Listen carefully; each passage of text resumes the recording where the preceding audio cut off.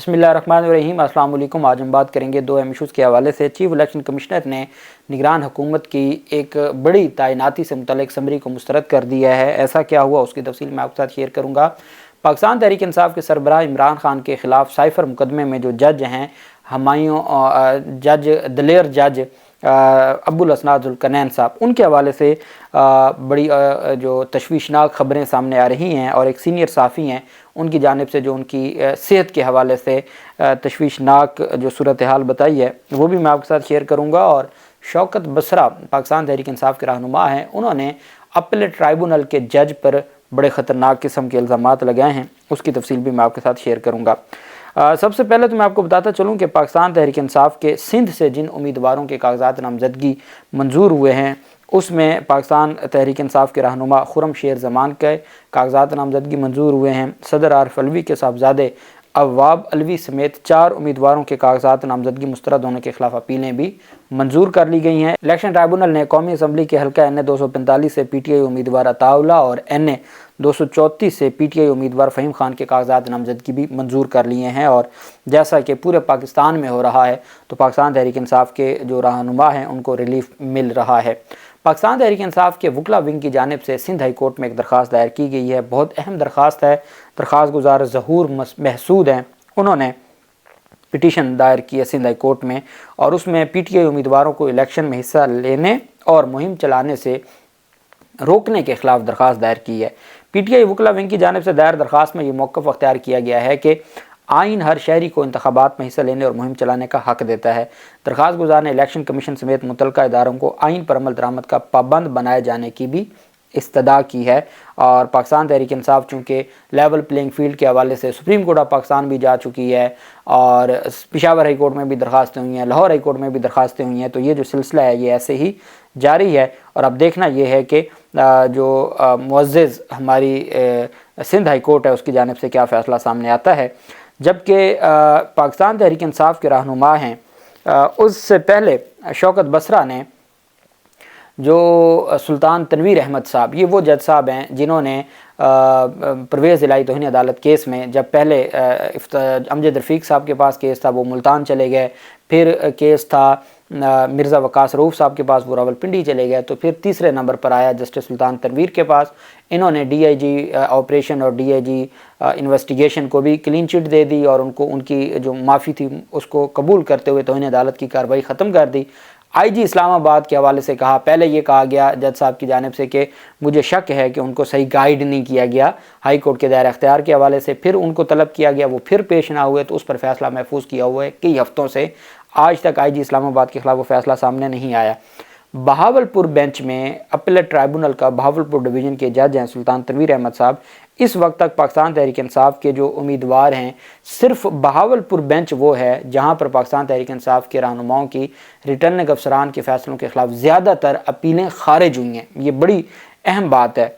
Justice सुल्तान तनवीर ने तकरीबन तमाम फ़ैसले रिटर्निंग अफसरान के बरकरार रखे हैं। उसमें पाकिस्तान तहरीक इंसाफ के उम्मीदवार नईम वड़ाइच बड़े तगड़े उम्मीदवार हैं, उनकी दरख्वास्तें खारिज की हैं, अपीलें शौकत बसरा की खारिज कर दी हैं, अब्दुल्ला वैंस की खारिज कर दी हैं, मलिक मुजफ्फर की खारिज कर दी हैं, खलील बाजवा की और नवाज़ अब्बासी की सब के कागजात नामजदगी मुस्तरद कर दी हैं। अब चूँकि इनके पास अख्तियार है, ये जाएंगे 5 रुकनी बेंच बन चुका है लाहौर हाई कोर्ट का जो अपीलेट ट्राइब्यूनल के फ़ैसले के ख़िलाफ़ रिट सुनेगा, रिट पिटीशन, तो वो इस पर रिलीफ मिल जाएगा। चूँकि जब बाकी डिवीज़न्स में रिलीफ मिल गया है तो इनका क्या कसूर है, इनको क्यों नहीं इंतखाबात लड़ने की इजाज़त दी जा रही, तो ये इनको रिलीफ मिल जाएगा। दूसरी जानिब जो बड़े खौफनाक इल्ज़ामात लगाए जा रहे हैं वो हैं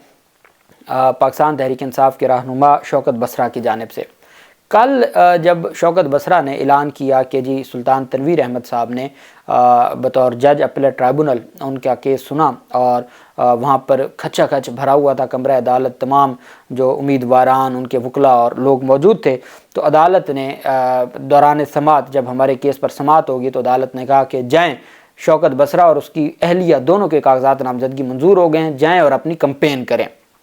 शौकत बसरा कहते हैं कि जज जो अपीलेट ट्राइब्यूनल बहावलपुर ने भरी अदालत में मुझे शौकत बसरा और उनकी अहलिया के कागजात मंजूर किए और फ़ैसला सुनाया और कहा कि जाओ जाके इलेक्शन लड़ो। پھر نہ جانے کیا ہوا کہ راتوں رات فیصلہ تبدیل ہو گیا اور کاغذات نامزدگی کاغذات ہمارے جو منظور ہوئے تو ان کو دوبارہ منسوخ کر دیا گیا۔ یہ کہا جا رہا ہے کہ اپیلیٹ ٹرائبونل کے جج نے کمرہ عدالت میں اوپن کورٹ میں فیصلہ سنایا اور ہمارے کاغذات نامزدگی منظور کیے،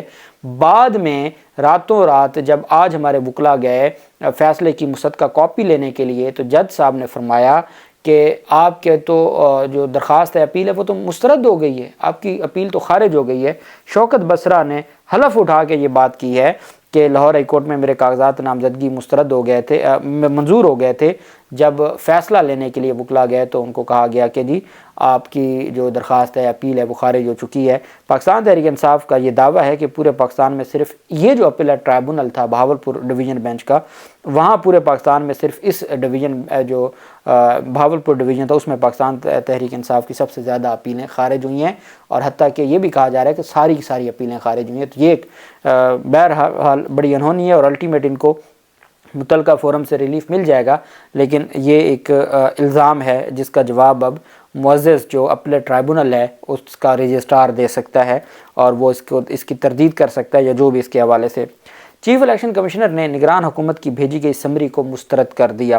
الیکشن کمیشن نے سابق ڈائریکٹر جنرل ڈی جی وفاقی تحقیقاتی ادارے محسن بٹ کی بطور ایڈیشنل ڈی جی ایف آئی اے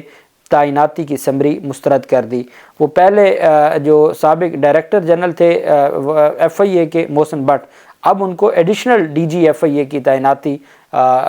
کی جا رہی تھی نگران حکومت کی جانب سے، جس کو مسترد کر دیا ہے۔ نگران حکومت نے محسن بٹ کی بطور ایڈیشنل ڈی جی ایف آئی اے تعیناتی کی سمری بھجوائی تھی۔ محسن بٹ 31 دسمبر کو بطور ڈی جی ایف آئی اے ملازمت سے ریٹائر ہو گئے تھے۔ جب وہ ڈی جی ایف آئی اے ریٹائر ہوئے تو اب نگران حکومت ان کو ایڈیشنل ڈی جی ایف آئی اے تعینات کر رہی تھی۔ اندازہ لگائیں آپ، 31 دسمبر کو وہ بطور ڈی جی ایف آئی اے ریٹائر ہو گئے، اب جیسے یہ نگران حکومت چلتی جا رہی ہے اور خود بخود ہی توسیع ہوتی جا رہی ہے، ایسے ہی 31 دسمبر کو ڈی جی ایف آئی اے جب ریٹائر ہو گئے تو ریٹائرمنٹ کے ایک ہفتے کے بعد، آج 6 جنوری ہے، 6 دن کے بعد، ابھی تک وہ اپنے عہدے پر بیٹھے ہیں، انہوں نے ساتھ ہی ان کو ایڈیشنل ڈی جی ایف آئی اے تعینات کر دیا، چونکہ وہ ایف آئی اے کے مقدمات کو دیکھ رہے ہیں، وہ سائفر مقدمے کو دیکھ رہے ہیں، اور اس طرح تو یہ بڑی انہونی ہوئی ہے کہ چیف الیکشن کمشنر نے نگران حکومت کی بھیجی گئی سمری کو مسترد کر دیا۔ اب یہاں تو الیکشن کمیشن 4 دفعہ باقاعدہ طور پر آئی جی اسلام آباد کو اور ڈی سی اسلام آباد کو ہٹانے کا حکم دے چکا ہے، آج تک اس پر کوئی عمل درآمد نہیں ہوا۔ اس کے بعد انہوں نے کہا جی آپ نظر ثانی کریں، تو وہ الیکشن کمیشن نظر ثانی پر ابھی تک سوچ بچار میں مصروف ہے اور ان کی جانب سے نظر ثانی نہیں کی جا سکی۔ دوسری جانب پاکستان تحریک انصاف کے سربراہ عمران خان کے خلاف جو سائفر مقدمہ ہے، اس میں چونکہ معزز جسٹس جو اسلام آباد ہائی کورٹ کے میاں گل حسن اورنگزیب صاحب، وہ 10 جنوری سے 8 جنوری کو ہائی کورٹس کی چھٹیاں ختم ہو جائیں گی، سپریم کورٹ کی بھی 8 جنوری کو ختم ہو رہی ہیں، تو اس طریقے سے جو جج میاں گل حسن اورنگزیب صاحب ہیں وہ 10 جنوری کو تشریف لے آئیں گے، اور 11 جنوری کو عمران خان کی درخواستوں پر سماعت ہے، جس میں اسٹے آرڈر جاری کیا ہوا ہے اور کارروائی کو روکا ہوا ہے۔ جب سے عمران خان کی درخواست پر جاری ہوا ہے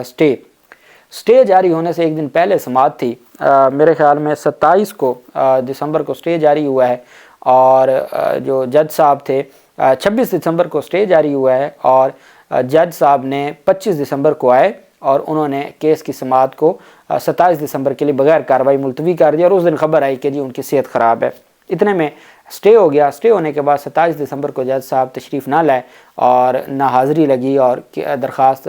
3 جنوری تک سماعت کے لیے ملتوی کر دی گئی۔ 3 جنوری کے بعد جو سماعت ہے اب وہ 8 جنوری کی اس میں تاریخ ہے، اور 11 جنوری اسلام آباد میں، ابھی اس میں کارروائی تو کوئی نہیں ہونی، چونکہ اسٹے آرڈر جاری ہو گیا تو کارروائی نہیں ہو سکتی۔ لیکن تشویشناک بات یہ ہے، اور یہ وہ صحافی ہیں جو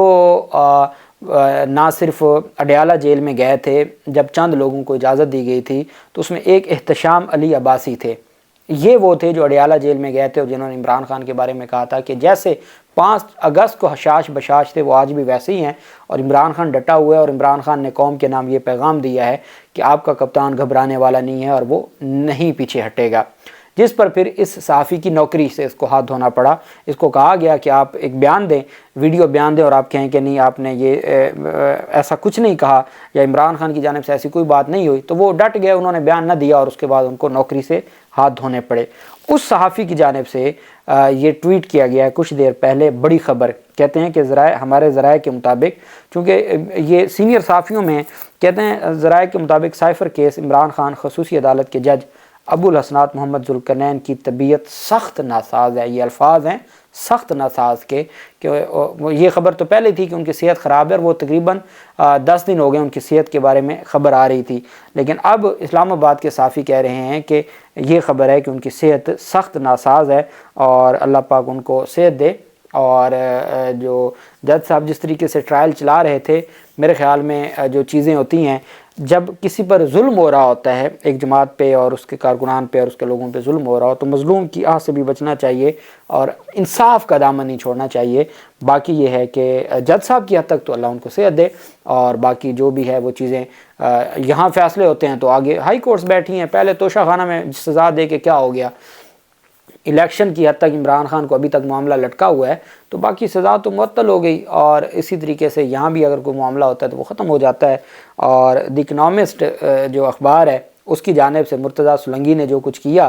تو وہ اب 5ویں دفعہ اس کو ری ٹویٹ کر رہے ہیں اور 5ویں دفعہ آرٹیکل لگا رہے ہیں عمران خان کا مرتضیٰ سولنگی کی دھمکی کے بعد، اور ملینز ویوز آ رہے ہیں ان کے ٹویٹر پر اس عمران خان کے آرٹیکل کو لے کے۔ اور یہ انہوں نے دھمکی لگائی وہ بار بار ہر 3 گھنٹے بعد، جیسے انہوں نے ایک شغل بنا لیا اور ان کی چھیڑ بنا لی ہے نگران حکومت کی۔ جو دی اکنامسٹ ہے اس کی جانب سے اللہ پاک پاکستان کا حامی و ناصر ہو۔ بہت شکریہ، اللہ حافظ، پاکستان زندہ باد۔